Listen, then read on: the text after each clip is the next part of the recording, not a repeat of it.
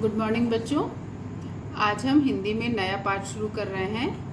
पाठ 6 हाँ में हाँ। ये बुंदेलखंड की एक लोक कथा है। ठीक है, तो अब ये नया पाठ मैं शुरू कर रही हूँ जिसमें कि बुंदेलखंड की एक लोक कथा के बारे में बताया गया है। एक राजा थे, राजकाज से थक गए थे। एक दिन दरबार में मंत्री से बोले, मंत्री जी, सोचता हूँ हम लोग गंगा स्नान कर आएं। राजा की बात सुनते ही मंत्री जी चट से बोले, बहुत शुभ विचार है महाराज। आपके पूर्वजों ने तो कई बार गंगा जी की यात्रा की है, अवश्य चला जाए। राजा ने पूछा, तो मंत्री जी फिर चलने का कोई शुभ मुहूर्त निकलवाएं। मंत्री बोले, मुहूर्त की क्या बात महाराज, सबसे बड़ा मुहूर्त इच्छा ही है। जिस दिन महाराज चलने का विचार करें वही शुभ मुहूर्त है। राजा बोले, सवारी का प्रबंध भी तो होना चाहिए। मंत्री जी ने कहा, हाँ महाराज, सवारी तो होनी ही चाहिए। गंगा जी बहुत दूर हैं, परंतु सवारी की आपके यहाँ क्या कमी है? एक से एक बढ़कर सवारियां हैं। राजा ने पूछा, कौन सी सवारी ठीक रहेगी? मंत्री जी बोले, सवारी तो वही ठीक रहेगी जिसमें श्रीमान जी को सुविधा हो। राजा बोले, मंत्री जी हाथी कैसा रहेगा? मंत्री जी बोले, उत्तम महाराज, हाथी जैसी सवारी, वाह क्या कहना। आनंद से चले जा रहे हैं, जहाँ ठहरना चाहें ठहर सकते हैं। जब चलना है चलें, राजाओं की सवारी तो हाथी ही है। ठाठ से हौदा कसा हो, महाराज की सवारी चली जा रही हो। आगे पीछे नौकर चाकर साज सामान लिए चल रहे हों। दूर से देखने वाले देखें, कोई बड़ा रईस चला आ रहा है। राजा बोले, गंगा जी तो बहुत दूर हैं, हाथी से तो महीनों में पहुंच पाएंगे, चींटी की चाल चलता है।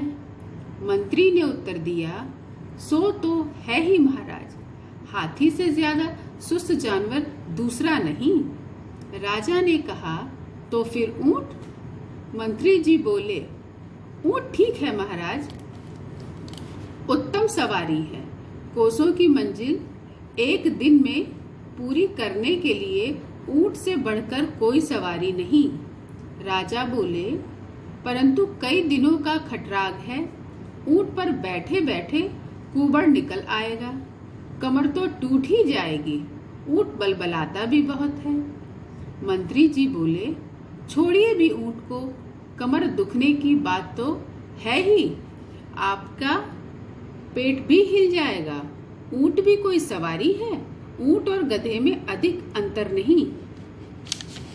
राजा ने कहा, मेरी समझ में घोड़ा ठीक रहेगा। मंत्री जी ने कहा, हाँ महाराज, घोड़ा बिल्कुल ठीक है।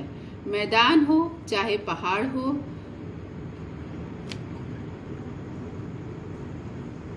घोड़ा सब जगह चला जाएगा।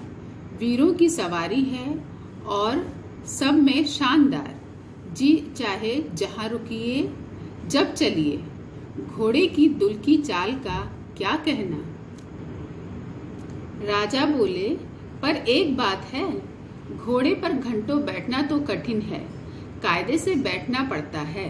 मंत्री जी बोले, सो तो है ही महाराज, काठी और काठ को एक समान समझिए, धूप अलग लगे, पानी से भी बचाव नहीं, मन मौजी जानवर है, जाने कब किस खाई खंदक पटक दे।